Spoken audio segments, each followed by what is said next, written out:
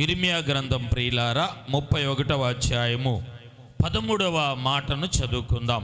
వారి దుఃఖమునకు ప్రతిగా సంతోషమిచ్చి వారిని ఆదరించెదను. దేవుడు మొదటిగా మనకిచ్చే సంతోషం ఏమిటంటే, మనం సంతోషంగా ఎందుకు ఉంటాం, ఎలా ఉంటామంటే, దేవుడు ఒక ఘనకార్యాన్ని, ఒక ఆశీర్వాదాన్ని పంపిస్తాడు. ఏంటంటే అక్కడే రాస్తాడు, వారి దుఃఖమునకు ప్రతిగా సంతోషమిచ్చి వారికి ఏమంటున్నాడంటే ఆదరించెదను అన్నాడు. ఏ ఆశీర్వాదాన్ని ఇచ్చి సంతోషం ఇస్తాడంటే, ఆశీర్వాదానికి పేరు అక్కడ మన దుఃఖాన్ని కొట్టివేసి తీసివేసి ఆదరణ కలుగు చేస్తాడండి.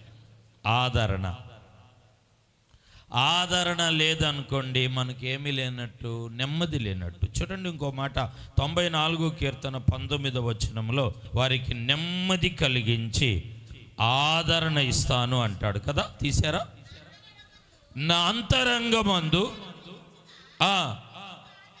నీ గొప్ప ఆదరణ నా ప్రాణమునకు ఏమిచ్చిందండి? నెమ్మదినిచ్చిన. అంటే ప్రియులారా, దేవుని వాక్యములో ఇక్కడ దేవుడు మనకిస్తున్న సంతోషానికి పేరేమిటంటే, మనము ఆదరింపబడతాం. ఇంట్లో అప్పటిదాకా చిన్న బాబు ఏడుస్తూ ఉంటాడు, తల్లి పని చేసుకుంటూ ఉండిద్ది. కొద్దిసేపటికి ఏడుపు మానిపేస్తాడు.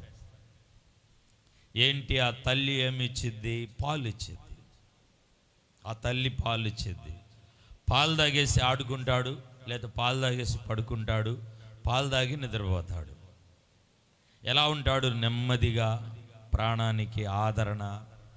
నేను అంటున్నాను, ఈ నెల ప్రియులారా, 7వ నెల దేవుడు మీతో చెప్తున్నాడు, గత మాసాలు అలసిపోయారు, సొమ్మసిల్లిపోయారు, చుటిపోటి మాటలు, ఎంత సంపాదించినా నిలబడకుండా, వేదన, కష్టము, కన్నీరు, జీవితంలో నలిగిన స్థితి, పగిలిన పరిస్థితి.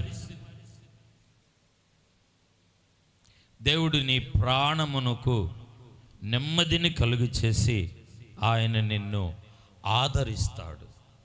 స్తోత్రం. ఎడారి అరబ్ ప్రాంతంలో ప్రియులారా జరిగిన సంఘటన, యథార్థంగా జరిగిన సంఘటన.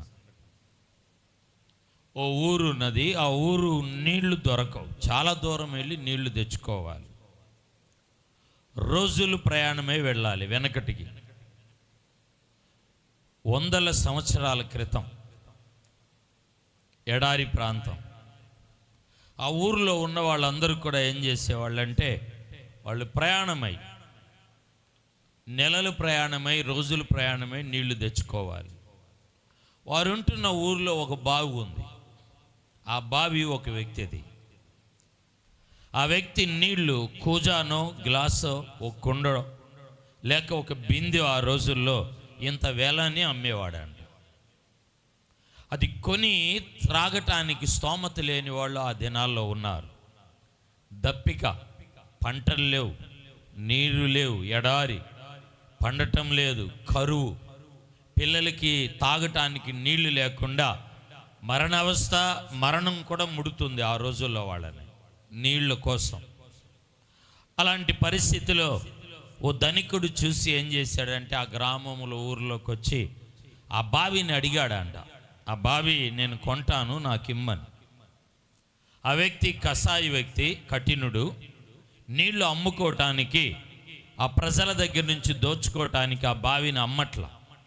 ఇతగాడు బాగా పట్టుబట్టి ఆ బావిని కొనటానికి, ఆ బావి దగ్గర తీసుకోవటానికి అతని దగ్గరికి రోజు వెళ్ళి అడుగుతూ ఉంటాడు.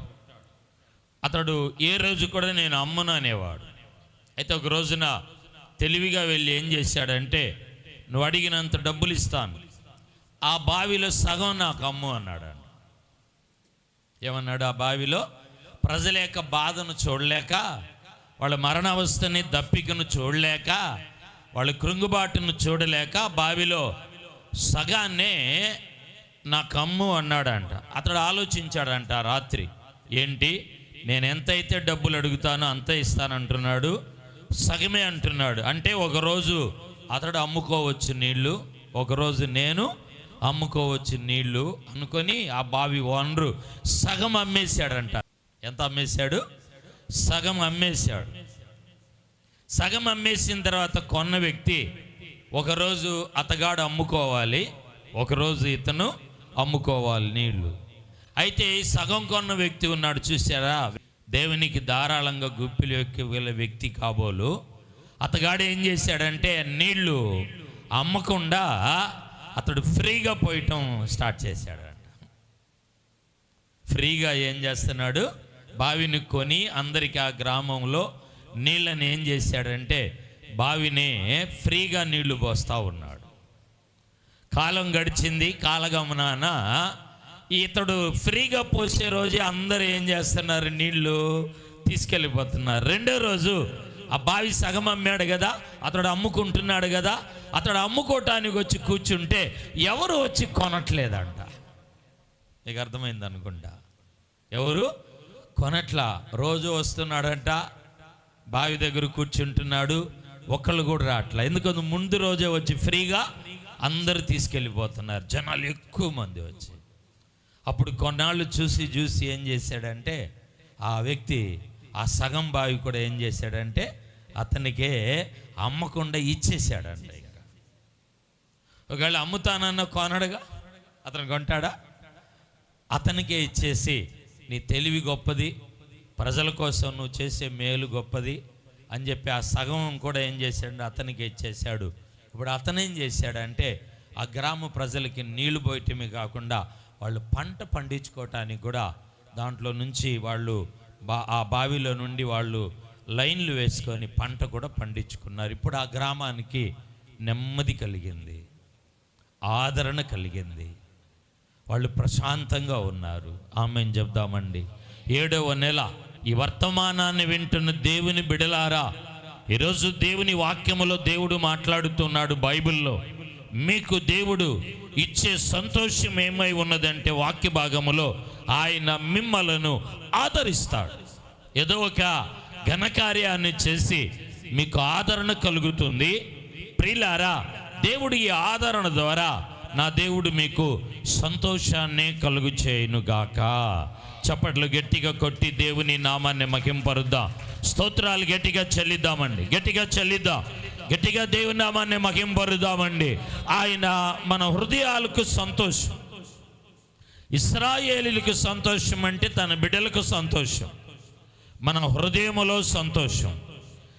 ఘనకార్యాలు చేసి సంతోషం. ఏంటి ఆ ఘనకార్యం అంటే వారి దుఃఖమును తొలగించి దేవుడు వారికి ఆదరణ కలుగు చేస్తాడు. స్తోత్ర.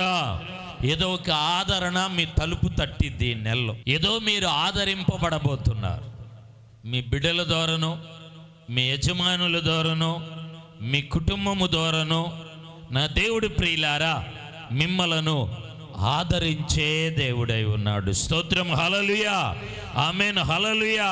ప్రేమ కలిగిన మా తండ్రి, మహిమా స్వరూపుడా, ఈ ఉదయకాలమున చక్కగా మీరు సంతోషమిస్తారు.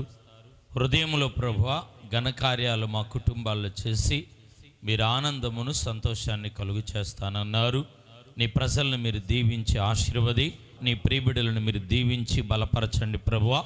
ఈ ఉదయకాలపు సందేశం ప్రభువా కుటుంబాలకు, బిడ్డలకు దీవెనకరంగా, మేలుకరంగా, ఆశీర్వాదకరంగా కొనసాగి మీ నామానికి మీరు మహిమ తెచ్చుకోమని ప్రార్థిస్తున్నాను తండ్రి. మీకు వందనాలు, మీకు స్తోత్రాలు ప్రభువా. కూడిన సంఘాన్ని, ప్రియబిడ్డలను దీవించి ఆశీర్వది బలపరచండి తండ్రి. మీకు వందనాలు.